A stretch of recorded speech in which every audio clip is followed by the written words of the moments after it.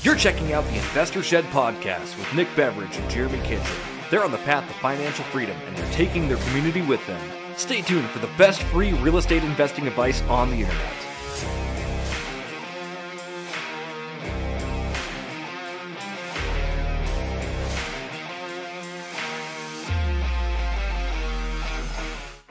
Welcome to the Investor Shed podcast. My name is Nick Beveridge here with Jeremy. I've got a little cold kitchen. How are you? I'm doing so good, Nick. Other than I got a little bit of a cold right now. How are you? Just a little wee bit. Doing good. I do not have a little bit of a cold right now or a flu or anything like that. But I'll tell you what I do have. I've got a hat just like you and I've got a black shirt just like you. And we also have Nathan Payne on our podcast today. Absolutely do. It was so cool to talk to Nathan today. Nick, can you tell us a little bit about what Nathan brought and what people will be looking forward to see? Yeah, so Nathan runs a wholesale training company, and he's also a coach, investor. He gets into his story about how his business has been the last few years, where he got started. A lot of good stuff, a lot of good nuggets. We talk about social media, how he's able to grow that presence, just being consistent. It's the day after Christmas. He's on vacation. Unfortunately, we only had a half hour. He had to get out and go hang out with his wife, which I don't blame him at all. Yep. Let's just get right into it, shall we? What kind of food do people need today, Nick? Before we get into this podcast, I want everybody to go grab the candy canes that they have left off their tree, suck on them. Here we go. All right, Nathan Payne, welcome to the Investor Shed podcast. Glad you're here. Thanks for coming. Day after Christmas. How you feeling today? Man, I feel really good. I woke up early and I'm just getting right back into it. I doing my morning routine. I mean, Christmas is awesome, but I feel like when you get older, it's just like, it's not another day, but it's not as big as when you were kids, right? Absolutely. Yeah, I know. It just gets in the way of work. Just because it's a bank holiday too doesn't mean we can't work. It doesn't mean we can't find the next property we're looking for too. So that's right. That's right. Yeah. Technically, it is a holiday. So thanks for coming on board. Yeah, no, I appreciate you having me. Yeah. So Nathan, why don't you tell us a little bit about yourself and what kind of deals you like? Start with just kind of your background and how you got into real estate investing.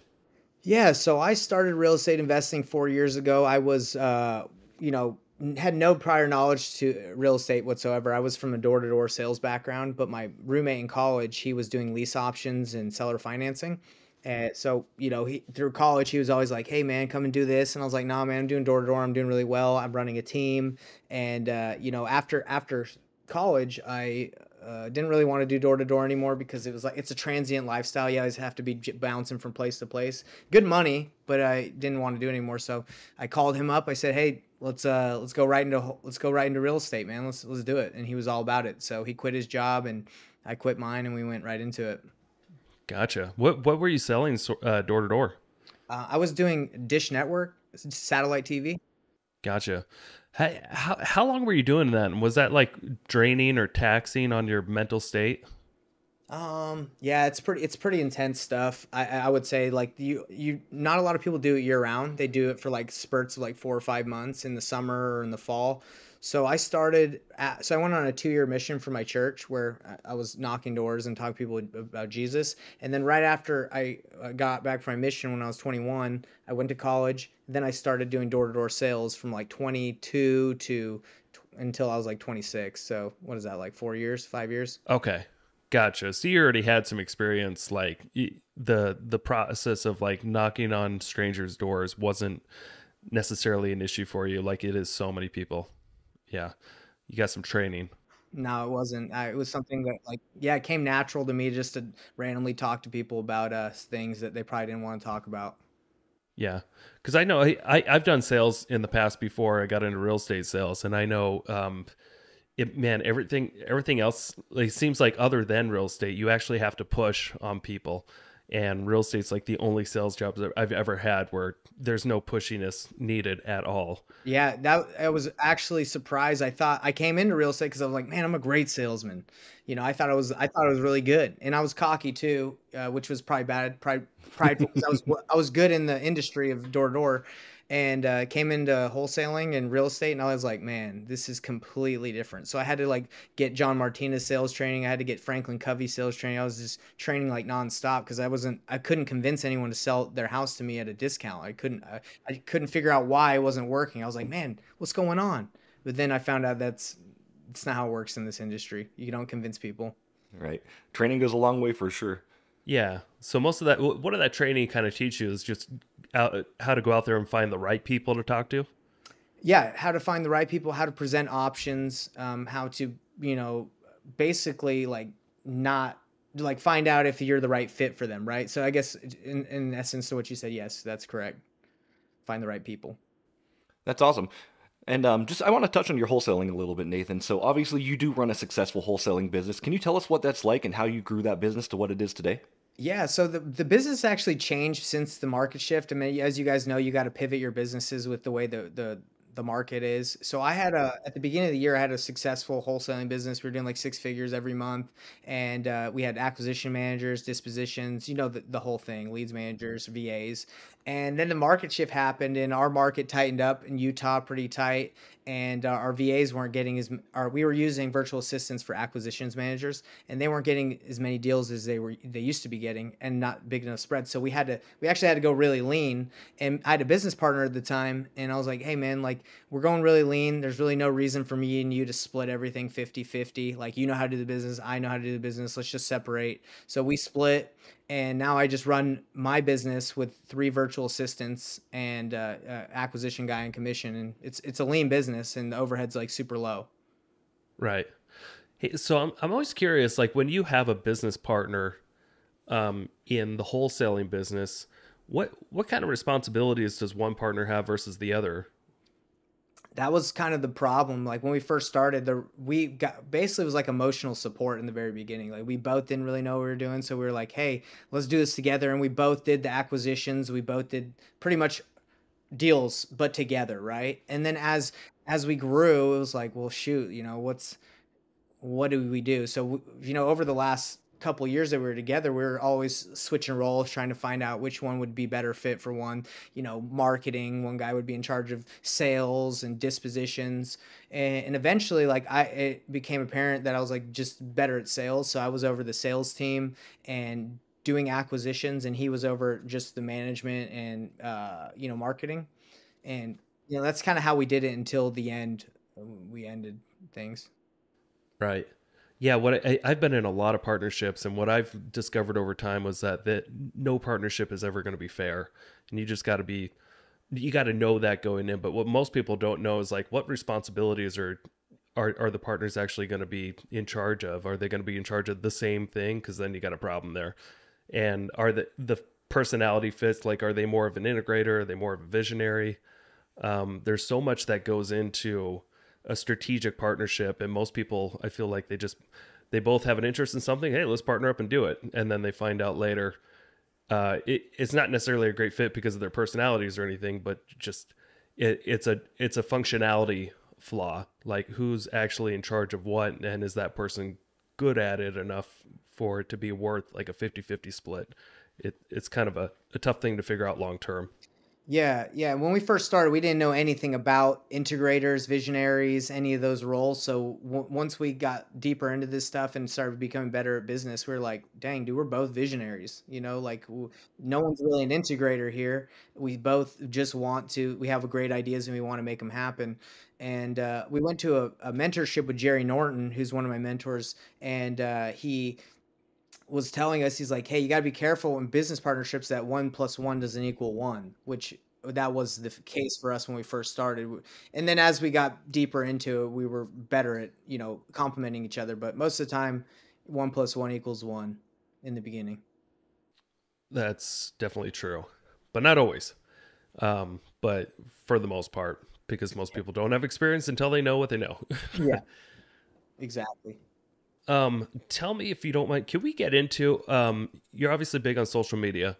Was that something that kind of took off quickly, or was that a slow build over time? And can you tell us how you were able to grow your presence online?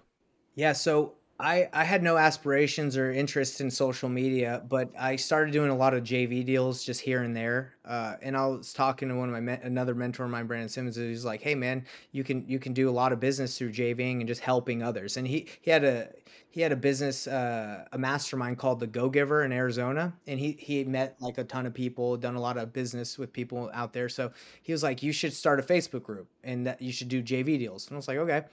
So my goal in getting on social media was to do more deals, but to give back because I understood that like, hey, if I'm going to do deals, I need to be able to provide value. So that's what I did a year ago. I just started a Facebook group, started making trainings and showing people how to do stuff, hoping to get deals, and deals started coming.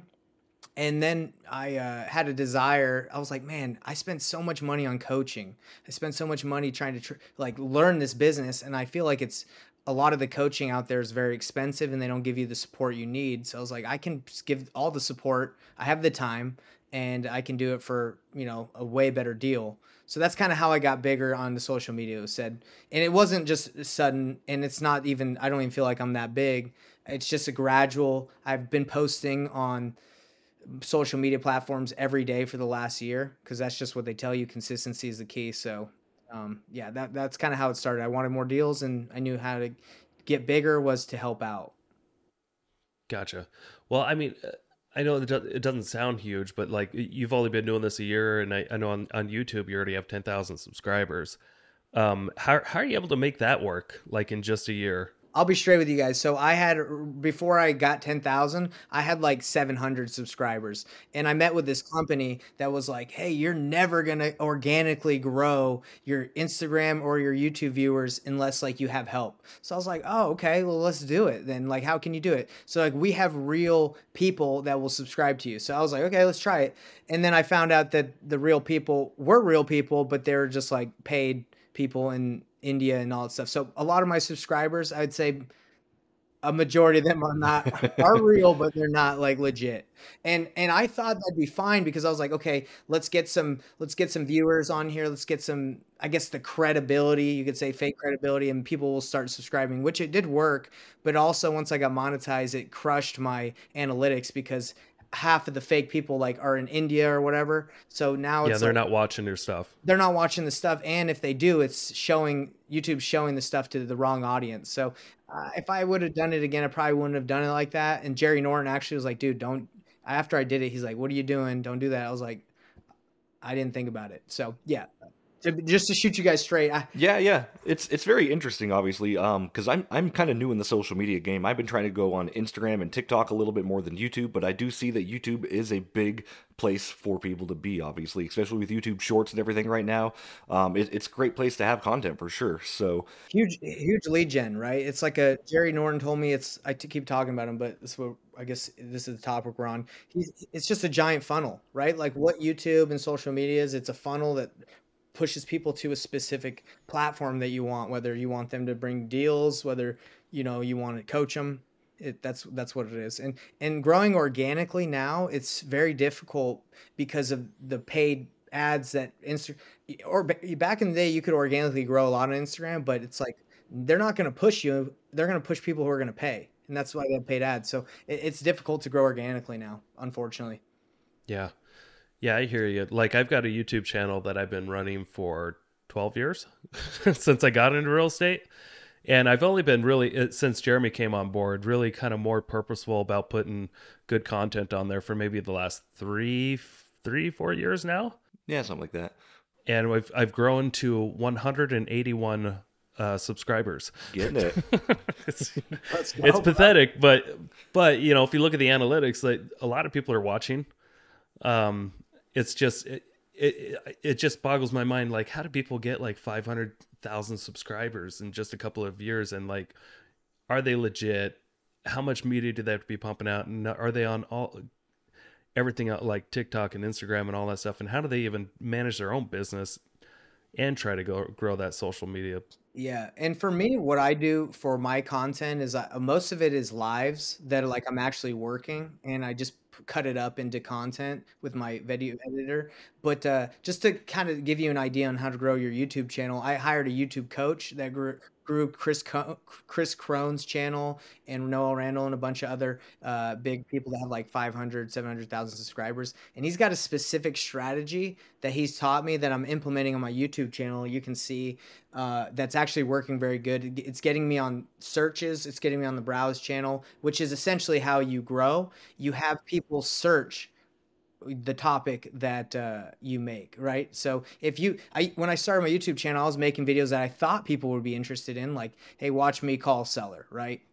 But if you look at the analytics on YouTube, if you actually do research and say, what are people searching in my industry, you make a YouTube video after what's being searched, and then that's how you actually grow. And I didn't know that. It's obvious. It's common sense, but I didn't know that until he showed me, and that's what we've been doing. Gotcha. How long have you been training wholesalers? It's been this year. This year I've been doing it. Yeah, I started Investor Thrive this year, seriously. Okay. And has that spit off any revenue for you so far? Or are you still in the growth stage? I think right now we're break even after investing in, coaches to help me do it. And, it's actually an intense business. Like there's a lot of softwares and services in it. And, again, with Jerry Norton, he's like, I was talking about coaching. He's like, hey man, it's a whole nother beast. Like it's a marketing business pretty much. Like you got to get your message out there and yeah, so break even at the moment, and done some deals from it, which has been cool. I'm actually, man, this one's crazy. I was supposed to close on a deal last week with a student for $19,000, and we were gonna, in my program, I give him 60% and I take 40 on a JV deal. And this is what the buyer told me, which I'm pretty tight with the buyer. He said he wired the money, $200,000 to close on the deal, but someone had hacked the email of the title agency, and they wired the money to the wrong to a fraudulent account. So they just sent $200,000 to whoever they don't know, whatever. And the seller's like doesn't know if they believe that or not. So they're like, we ain't gonna wait around. So it's just a mess. Wow. Oh man, yeah, you got to watch out for that stuff. I know our title companies, like every time we open escrow, they always send out that email first, like, "Hey, watch out for. We're never going to email you with wiring instructions." Right? Live and learn on the deals. Some creative con artists out there. And he had like an assistant that did it that looked like, she's like, look legit, and so, whew, Ooh, I hope they can figure it out, but not good on her resume. Yeah. Yeah, that's wild. Ouch. But yeah, so I'm doing deals, but unfortunately, crazy stuff happens sometimes. Yeah. Now, Nathan, you do a lot of wholesaling. Do you do any buy and holds as well, or do you particularly just work on wholesaling and getting other people the deal so you can get the quick cash? Mostly quick cash, because over the last 4 years, in order to maintain a wholesaling business and keep employees, we've had to like churn and burn pretty much everything, which, like, looking back, everyone's like, man, I wish I could keep 10% of the stuff that I did. But the problem with just owning a wholesaling business is if you have a lot of employees, in order to keep the engine running, you got to pretty much sell everything, and it's hard to keep stuff. You got to put that coal in the fire for sure. You're singing to the choir, man. I spent the last couple of years with just employees growing this construction business to fuel my, flipping and spec home building business, and it was just, I would have been better off if I didn't do anything for the last 2 years. It's crazy. It's crazy, bro. Yeah, employees can be expensive. And it's funny, you want to do the right thing, and you think you're doing the right thing, and you're taking advice from people that are making money, and it just seems like a vicious cycle sometimes, and you're just relying upon what the market does sometimes. Yeah. I mean, I got rocked by the market. I had like 3 flips going that haven't sold, so we had to refinance out of one. We have 2 other ones we're trying to figure out. So it sucks. I mean, we were doing really well during the last 2 years, and before it was fine, but now it's like, okay, pivot. What do we do now? And I think that there's a lot of people in that situation. So do you assign most of your deals, or do you close on them and then flip them? Assign majority of the deals. And over the last 2 years, we were wholetailing a lot, so we were closing and just relisting them and making good money. But again, that strategy's kind of out. Yeah. So what's worked best for you for getting leads for your wholesaling business? So right at the moment, I leverage this is not something everyone can do, but I leverage my community and like my social media, and I get free leads, but from other services like cold calling. I'll say, hey, let me promote your cold calling business. I'll give me free leads, and we'll rev share once I close. So I get a lot of free leads now, like Home Light. That's another good one. But when we were paying more, I mean, cold calling, texting was always good. Pay per click has always been good, except it meant it's a double-edged sword with pay per click. It's very expensive. So if you don't convert, you're pretty much done. So Now, when you're pulling lists for your wholesalers too, Nathan, are you looking for things with high equity, low equity? Are you looking to find seller finance deals? Or are you just looking for, a lot of people that have a lot of equity so they can close and, you can make a quick buck and they can make some money too? usually high equity. High equities combined with pretty much any list is a good move. Like absentee owners are always the tried and true vacant absentee owners because they don't live there, they have no attachment. If you're trying to market to people that live in the home, it's obviously a little bit more tricky because you got to get them out of there. But yeah, so high equity is the key usually. And then right now, the play is seller finance, in my opinion, because people aren't able to sell, right? So they're going to probably be more open to taking terms, and that's something we're going for now as well.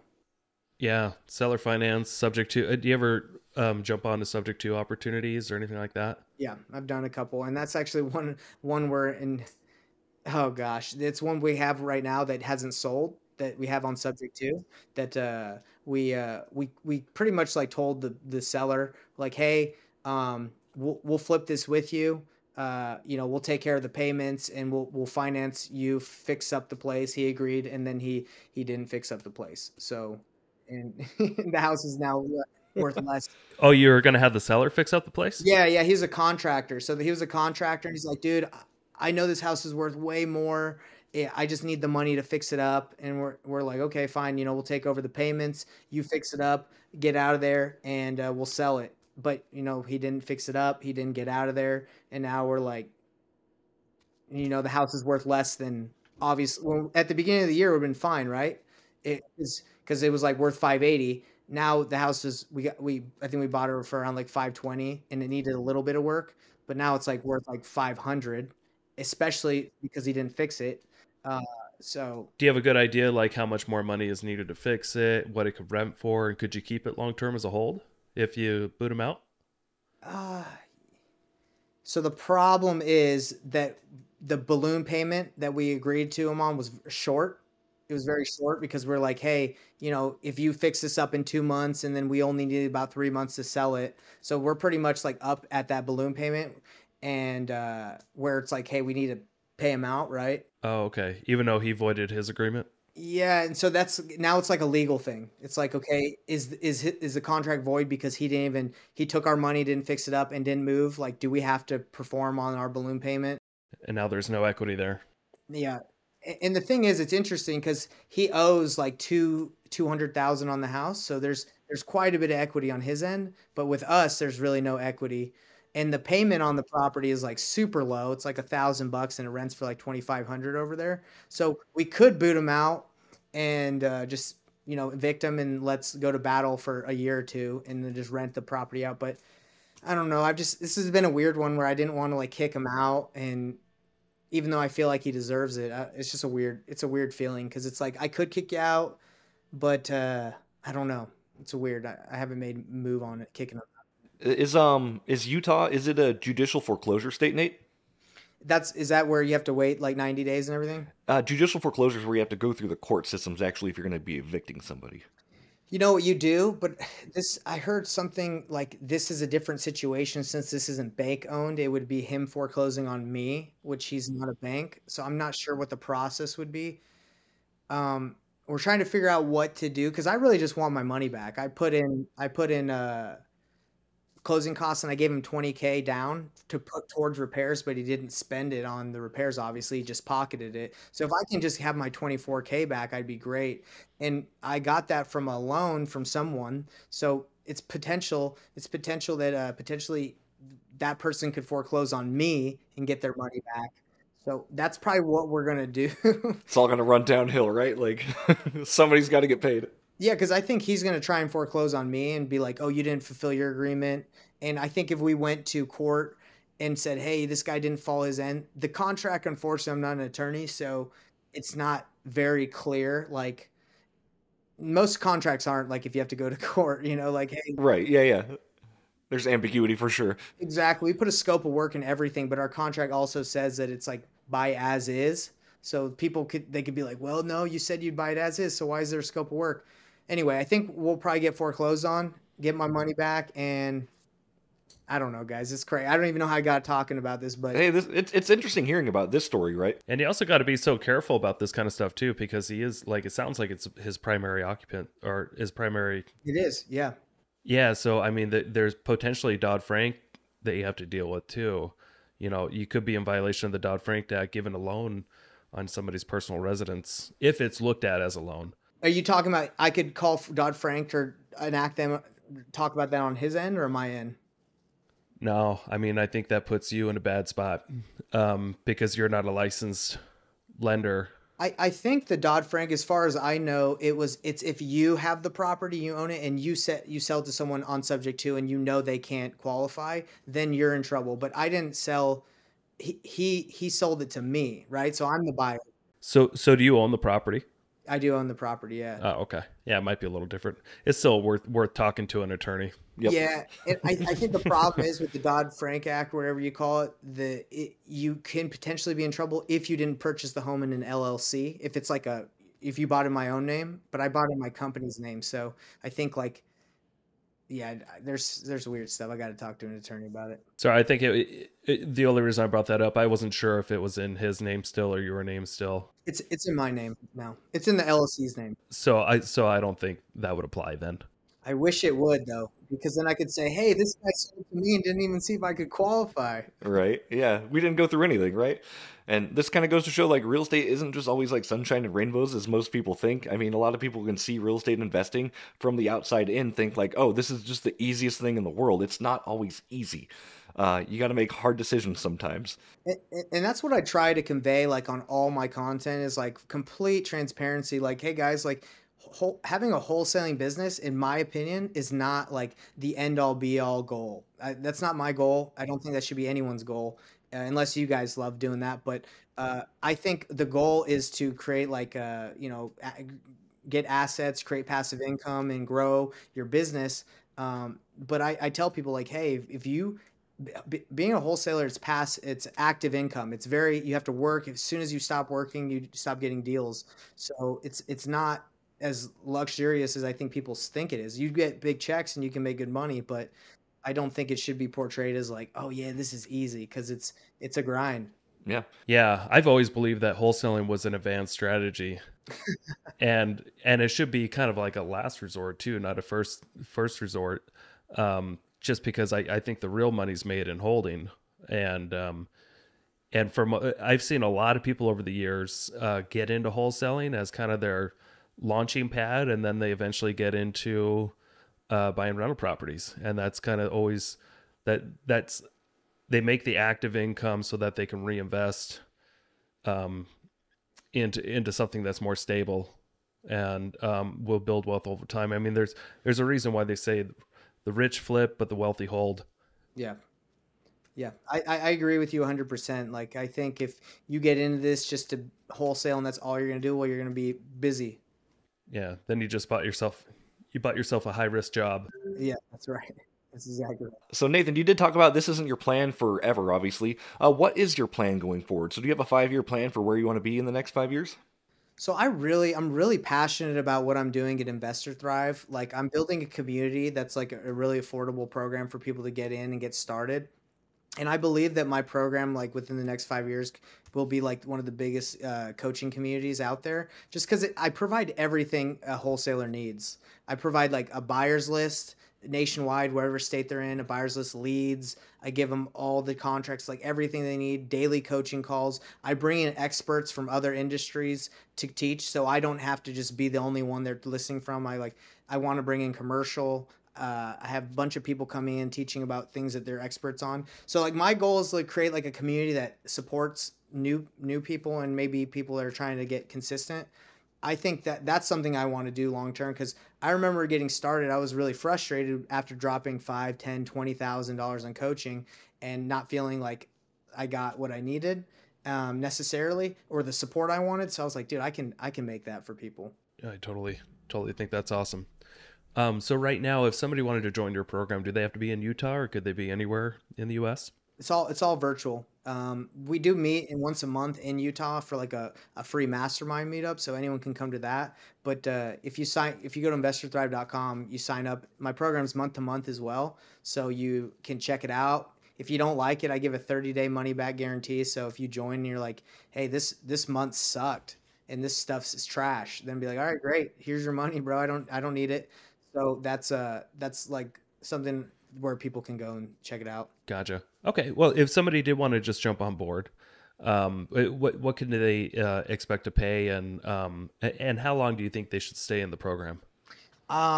I personally think the program is good, as it's almost like a dual purpose mastermind, right? So like you get not only all the resources, the materials you need, but you get around people who are action like takers, go givers. So I would say like stay in as long as you're in the business. I mean, it's super cheap. It's $297 a month.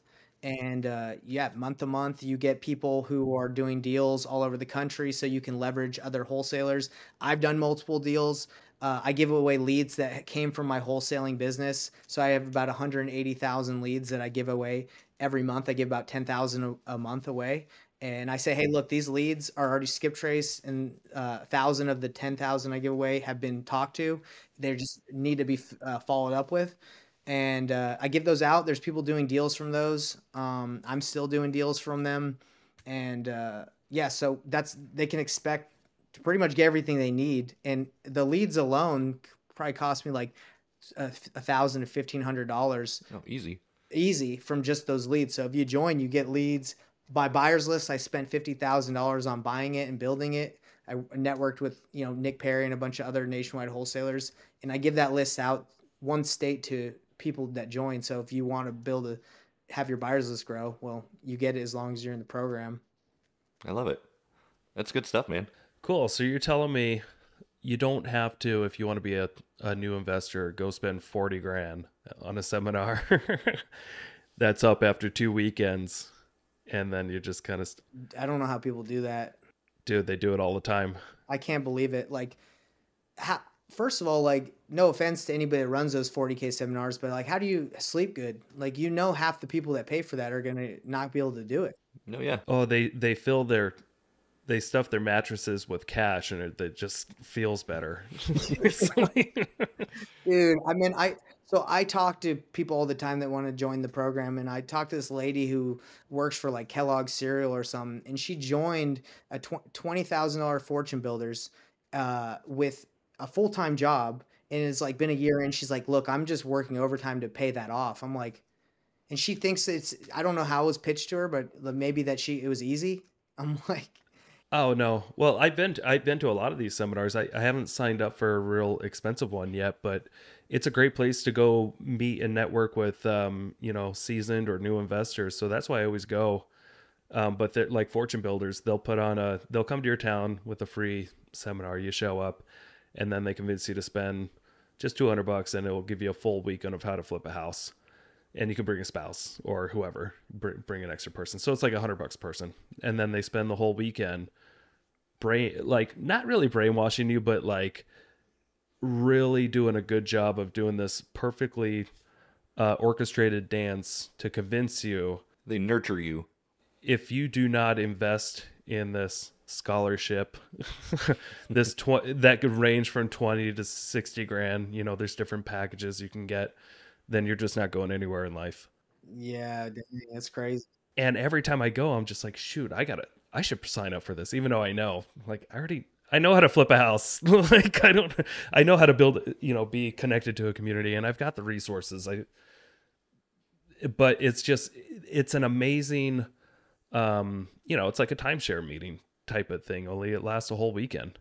They get you fired up. They give you just enough education, for you to realize that there's a lot to this business and you need to be mentored, and they make 40 grand seem like it's nothing because they make so much money in this business. It's 40 grand is nothing. And it can be for some people, but for most people, 40 grand is a lifetime savings.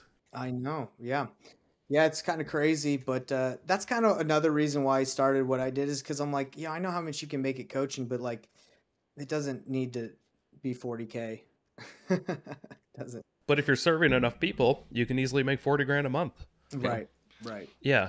I think the important thing about these masterminds too is it's all about how us, as we take in that information, as we take action with it, right? So I can go to a mastermind as long as I'm doing the thing that they're teaching, and as long as it's good, valuable information, I'm absolutely getting value out of it. Price aside, like, yeah, as long as you're taking action and being consistent with it, you'll see results. Yeah, and one thing I want to add, one thing that pushed me to do something in Investor Thrive was the fact that I don't really learn through videos. I have over thousands and thousands of videos, and I probably watched like 10% of them just because I don't want to learn that way. I'd rather just go and, like you said, take action. So I figured at Investor Thrive, like, let me do calls like pretty much daily where I'm calling people. I can call your leads. We can provide value to you that way. And I thought that was like, maybe not everybody learns that way, but that's how I learned. So I was like, let me make that. And it's exciting because we have calls every day where we're doing deals. Very cool. Well, Nathan, we're getting to the point of the show where we're going to start wrapping down. Nick, did you want to ask anything before we get to that point?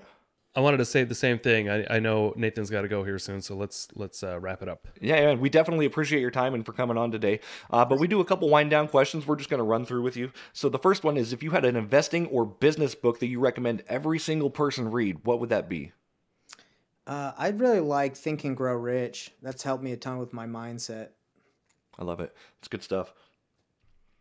The next one is, if you had $30 million just gifted into your bank account, what's the first thing you would spend it on?